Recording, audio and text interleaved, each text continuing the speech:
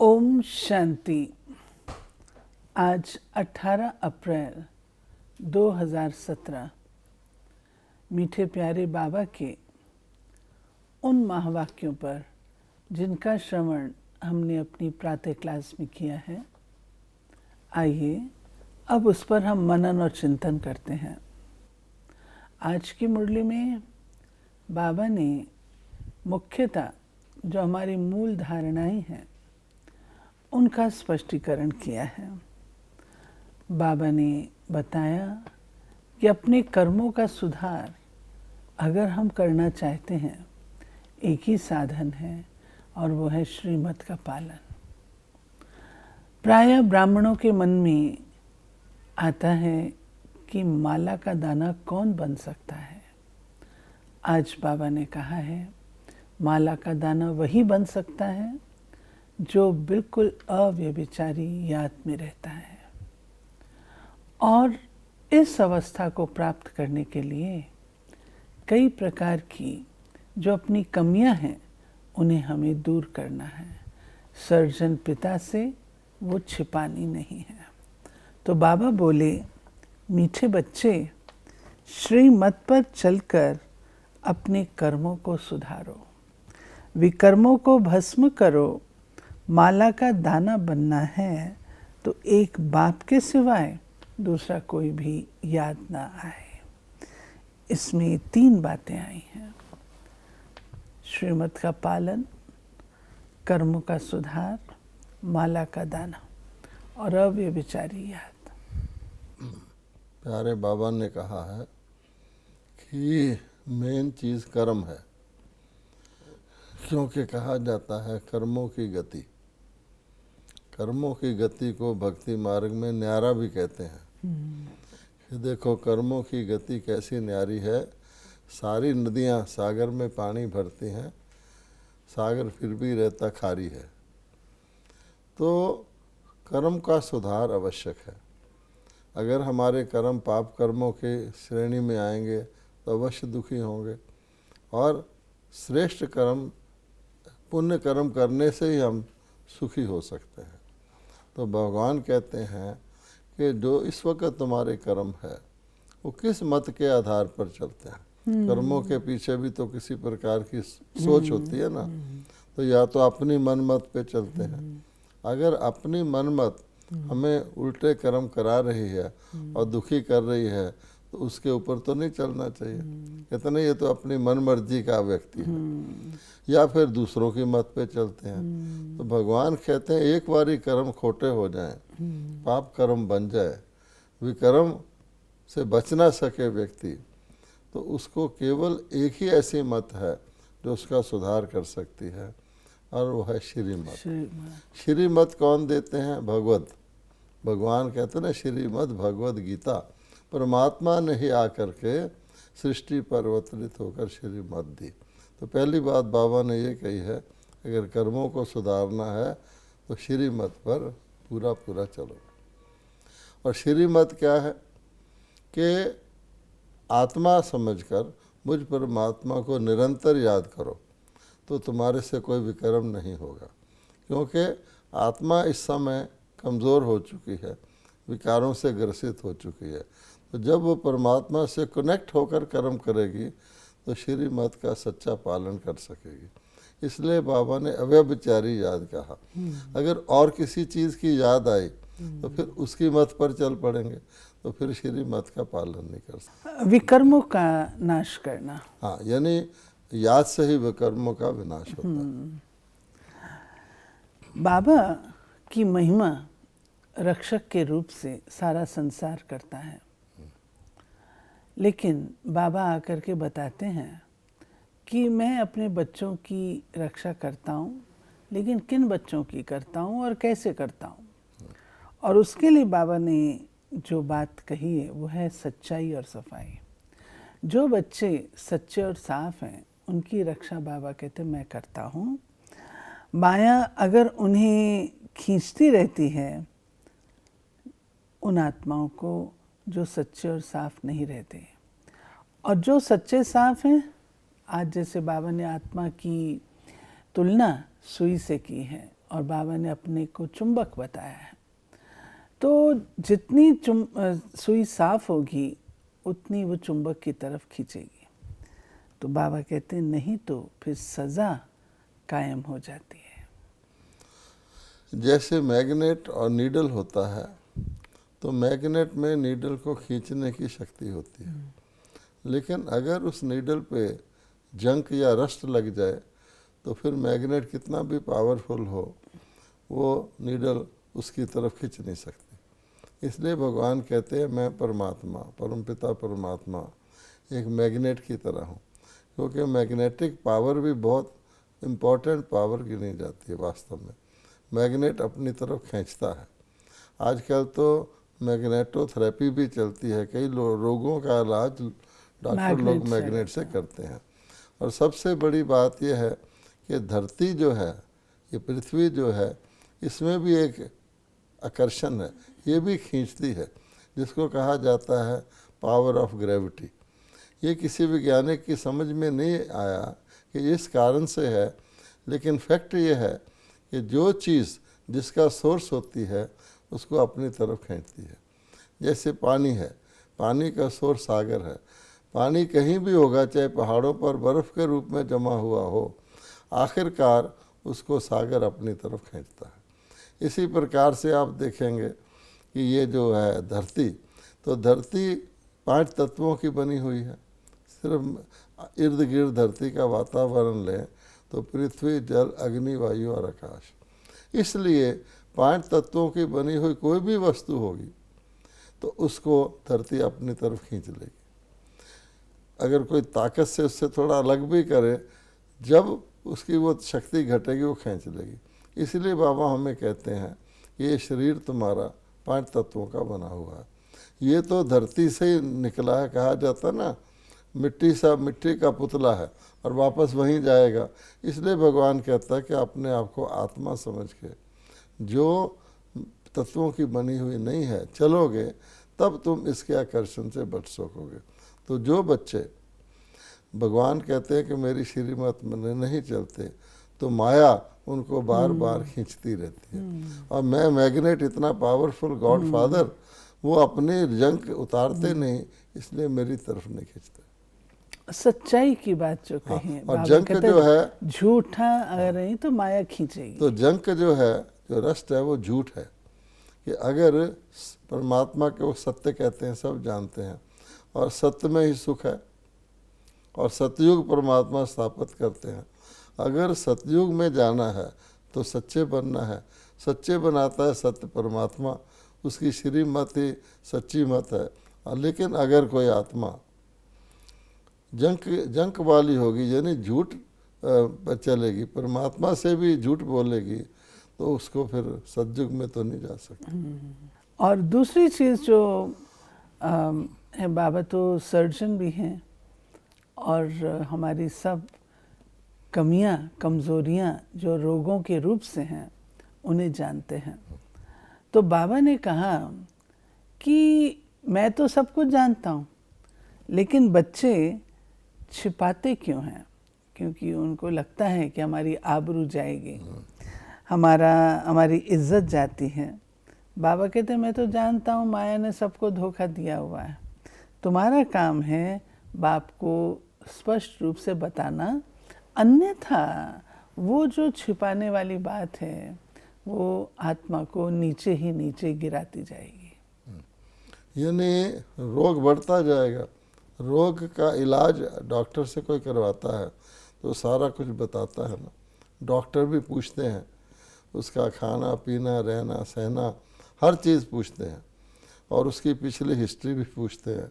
तो बाबा कहते हैं मैं तो सब जानता हूँ, लेकिन किस मरीज़ को क्या रोग है, वो किस चीज़ से पीड़ित है, अपना रोग बाबा को बताएगा, तभी तो बाबा उसका उपचार करेंगे ना।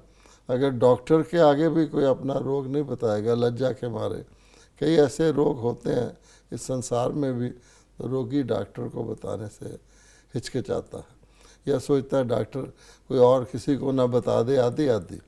तो भगवान कहता है अपने आप को स्पष्ट करना, ये भी एक प्रकार की सच्चाई है। और आज की मुरली में बाबा ने ये पॉइंट भी एक्सप्लेन किया है कि आत्मा अलग है और परमात्मा अलग है। इसीलिए गायन है आत्मा परमात्मा अलग रहे बहुकाल। आत्माएं बिछुड़ती हैं और फिर बाबा कहते हैं करते करते सतो प्रधान से तमो प्रधान बन जाती हैं। परमात्मा तो तमो प्रधान नहीं बनता। और फिर मेरा गायन है कि मैं पतित पावन हूँ, तो ऐसी आत्माओं को आके मैं पावन बनाता हूँ। तो आत्मा अलग और परमात्मा अलग, ये बात बाबा ने क्लियर की है। ये तो शब्दों से पता लगता है कि एक शब्द है आत्मा, दूसरा है परमात्मा। तो परमात्मा तो आत्मा नहीं हो सकता, आत्मा परमात्मा नहीं हो सकती, तो अलग तो है ही। दूसरी बात, परमात्मा एक है, आत्माएं अनेक हैं। आत्माओं की कैटेगरीज हैं, ये पाप आत्मा है, पुण्य आत्मा है, महान आत्मा है, दुष्ट आत्मा है, आदि आदि। परमात्मा तो परम है। इसलिए भगवान कहता है ये तो सीधी बात है, अलग है। लेकिन कैसे आत्माएं परमात्मा के साथ ओरिजिनली रहती हैं, जब शुद्ध होती हैं, परम धाम में रहती हैं, वहाँ से आती हैं धरती पर, शुद्ध आत्माएं उतरती हैं, धीरे धीरे फिर वो गिरावट में आती, जैसे कोई चीज़ नई से पुरानी होती है, फिर कब जाके वापस मिलती हैं, भगवान जी बताता है। ये ना तो आत्मा परमात्मा है, ना परमात्मा आत्मा है। क्योंकि कई लोग आत्माओं को परमात्मा का टुकड़ा भी मान लेते हैं, अंश। ये भी एक अजीब बात है। परमात्मा तो परम है, सदा ही है, जो अपने स्वरूप में है, उनको सदा शिव भी कहते हैं। लेकिन लोग समझते हैं कि आबादी बढ़ रही है तो आत्मा परमात्मा के टुकड़े होकर वापस आ रहे हैं। तो परमात्मा को, परम प्रिय परम पूज्य परमात्मा को पहले तो टुकड़ा होने की आवश्यकता ही क्या है। दूसरी बात यह है कि अगर टुकड़े होने लग जाएं तो फिर तो परमात्मा मतलब घटता जाए। इसलिए भगवान कहता है ये सब भूल है, क्योंकि मनुष्यों को परमात्मा का सत्य ज्ञान है ही नहीं। और बाबा ने कहा कि देखो मैं सदा निराकार हूँ, लेकिन जब मैं आता हूँ तो मैं ब्रह्मा रथ लेता हूँ और उसके द्वारा तुम आत्माओं से मैं बातचीत करता हूँ। हाँ, क्योंकि निराकार रूप में तो बोल चाल होता ही नहीं। परमात्मा की दुनिया को भी निर्वाण धाम कहा जाता है, यानी जहाँ कोई वाणी नहीं है, शरीर ही नहीं है। लेकिन हम आत्माएं तो शरीरधारी हैं, तो हमको परमात्मा अवतरित होकर एक शरीर रूपी रथ का आधार लेकर के हमारे से बातचीत करते हैं, और उसका नाम ब्रह्मा है। केवल फ़र्क ये है, हम अपना शरीर धारण करते हैं, परमात्मा कभी भी अपना शरीर धारण नहीं करते, क्योंकि वो जन्म मरण में नहीं आते। वो किसी अन्य शरीर रूपी रथ में अवतरित होकर के ज्ञान देते हैं। बाबा को याद करने की आवश्यकता कब पड़ती है, वो बाबा ने स्पष्टीकरण दिया कि जब आप पुण्य आत्मा होते हो तब तो मुझे याद करते भी नहीं और याद करने की तुम्हें आवश्यकता भी नहीं पड़ती। लेकिन जब तुम 84 के चक्कर में आते हो और अंत में आकर के पाप आत्मा बन जाते हो, तब तुम मुझे पुकारना शुरू करते हो। अब बाबा कहता है कि सज्जू के देवी देवता हैं, वो थोड़ी परमात्मा को याद करेंगे। भगत लोग तो जाके देवी देवताओं की पूजा करते हैं, उनके चरण छूते हैं। दुनिया में भी कहा जाता है आम तौर पे, सुख में सिमरन करे न कोय, दुख में सिमरन सब करे। वो कहते हैं ना, दुख में सिमरन सब करे, सुख में करे न कोय। तो दुखी से जब परमात्मा सुखी बना देते हैं, फिर परमात्मा को याद करने की तो ज़रूरत नहीं है। डॉक्टर को व्यक्ति कब याद करता है? जब बीमार होता है। बीमारी के बाद जब डिस्चार्ज हो जाता है, फिर थोड़ी उसको डॉक्टर को याद करने की आवश्यकता पड़ती है। और ये भी क्लियर किया है बाबा ने कि देवताएं पुण्य आत्माएं हैं, लेकिन ये नहीं कि वो सदा ही वो हैं, वो पुनर्जन्म में आ करके अपनी उस पुण्य क्षीण हो जाते हैं। क्योंकि इस लोक में, साकार लोक जो है, ये कर्म क्षेत्र है। इसमें अगर दिन है तो रात भी है, सुख है तो दुख भी है, नया है तो पुराना भी है। इस लोक से परे जो परम धाम है, वहाँ कोई भी आत्मा शरीर ही नहीं धारण करती। उसका मतलब कोई ऑर्गन ही नहीं है जिसके कारण से वो सुख या दुख पाए। इसलिए उसको कहा जाता है सुख दुख से न्यारी दुनिया, मुक्ति धाम। जैसे बीज हैं, बीज रूप में पड़े हैं, लेकिन अगर बीज को धरती में बो दिया जाए तो फिर उसका पेड़ निकलता है, पहले हरा भरा होता है, एक दिन सूख जाता है फल फूल देकर। इसी प्रकार से भगवान कहते हैं कि इस दुनिया में जब तुम आते हो, देवता तो शरीरधारी हैं, तो पहला हिस्सा सुख का है, सतोगुणी शरीर मिलते हैं, लेकिन जन्म लेते लेते लेते लेते बहुत काल के बाद जब पूरे 84 जन्म ले चुकते हैं, फिर वही आत्माएं जो हैं पावन से पतित बन जाते हैं। तो पतित और पावन का खेल एक्टर्स का है। परमात्मा कहते हैं ना मैं पतित में आता हूँ ना पावन में आता हूँ, मैं तुमको पतित से पावन बनाता हूँ। और याद किसको करना है? बाबा ने कहा कि कृष्ण भी देहधारी है, तो देहधारी को याद नहीं करना है। देहधारी तो उसको देवता कहते हैं, उसे परमात्मा की संज्ञा नहीं दी जा सकती है।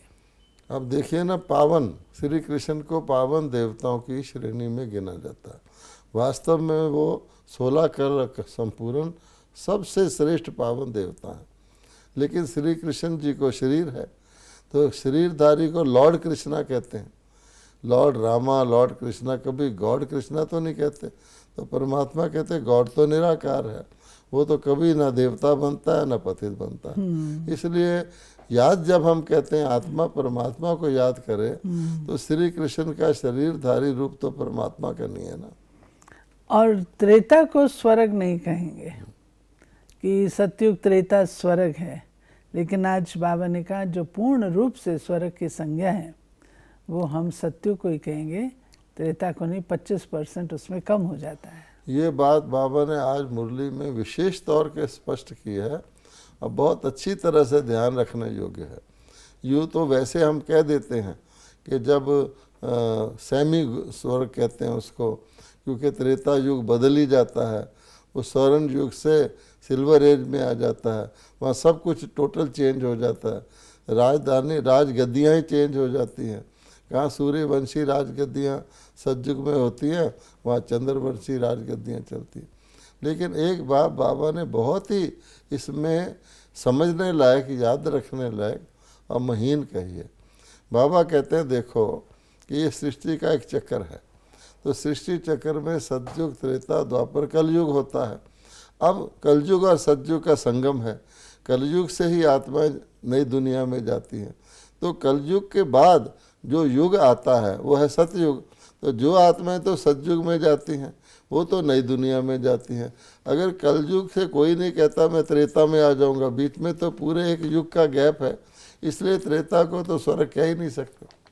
बाबा ने कहा ना त्रेता में आने वाला नापास, यानी संगम का मतलब है नई दुनिया में जाना। तो संगम के बाद तो त्रेता नहीं आता ना, संगम के बाद सतयुग आता है। भगवान भी कहता है मैं तुम्हें सतयुग की राजधानी नई दुनिया में भेजता हूँ। तो जो नई दुनिया में ना जा करके 1/4 वर्ल्ड चल चुके, पूरा सतयुग 1250 वर्ष का चल चुके, उसके बाद आए, तो संगम से थोड़ी वो त्रेता में आया। तो ज़रूर ऊपर गया, बीच में पीरियड में सजाएं खाई, वहाँ रहा, जब उसके लायक ये दुनिया नीचे आई तब वो आया।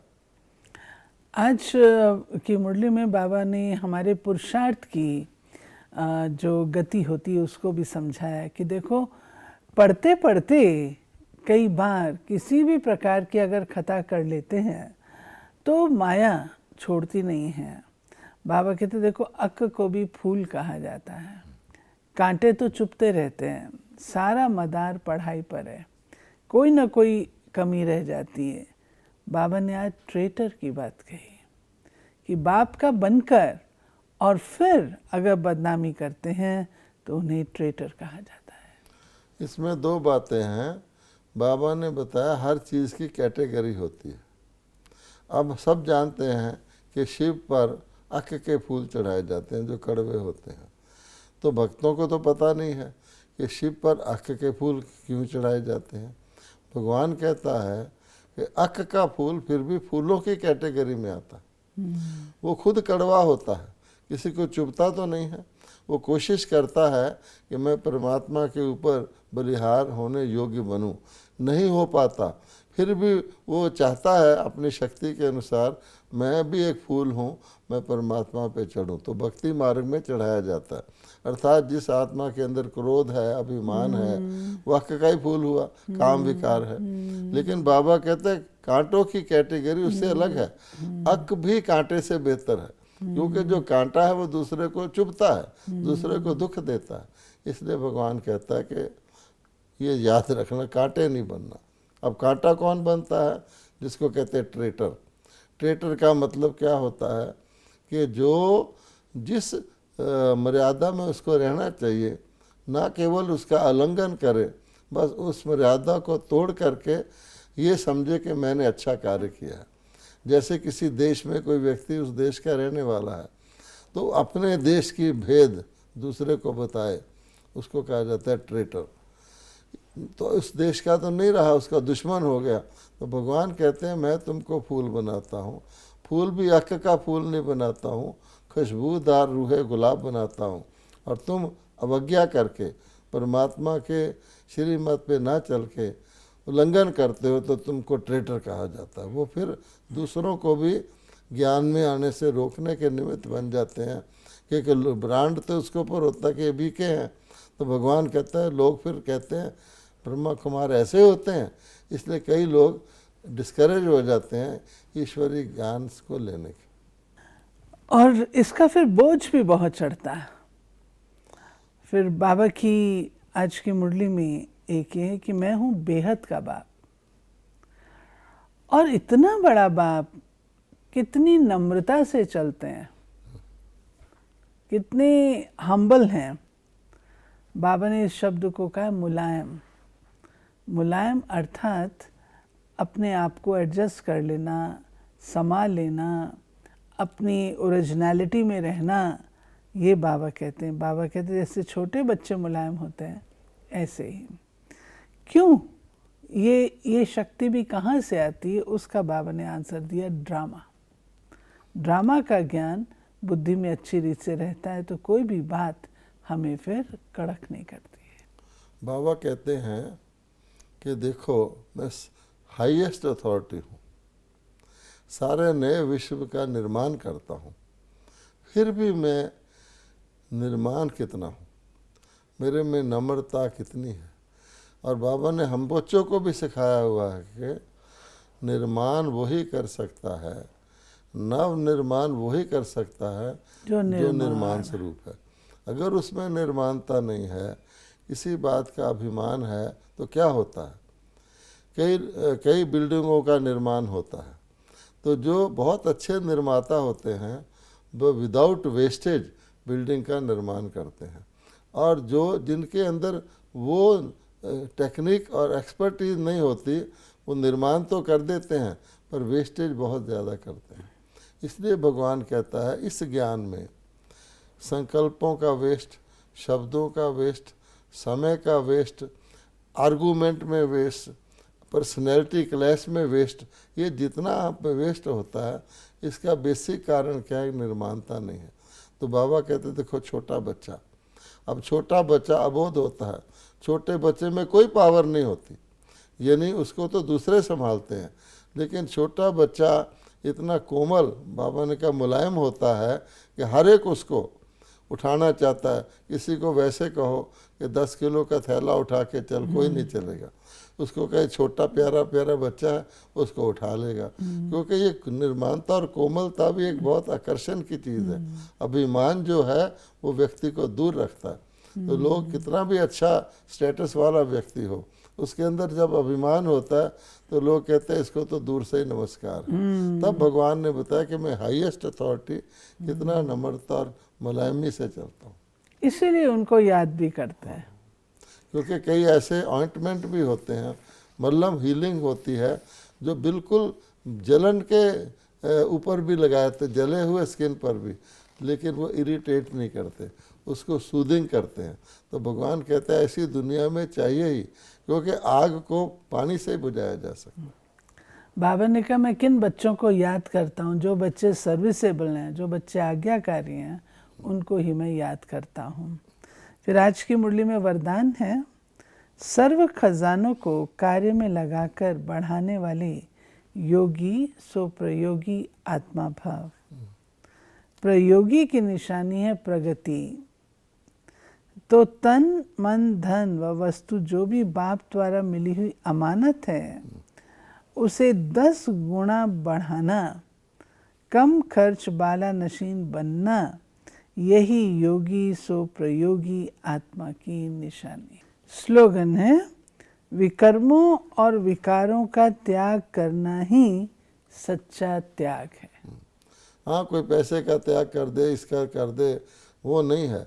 ये बुराई का त्याग करना ही सच्चा त्याग। सो ये थी आज बाबा की 18 अप्रैल 2017 की मुरली। इस पर हमने मनन और चिंतन किया, कई बातों का स्पष्टीकरण मिला और मूल बात जो हमको इस मुरली से लेनी है वो है बाप समान नम्रता का गुण, और दूसरी बात सच्चाई और सफाई। जितना बाबा से सच्चे साफ रहेंगे, बाबा की याद इस मन में बनी रहेगी। ओम शांति।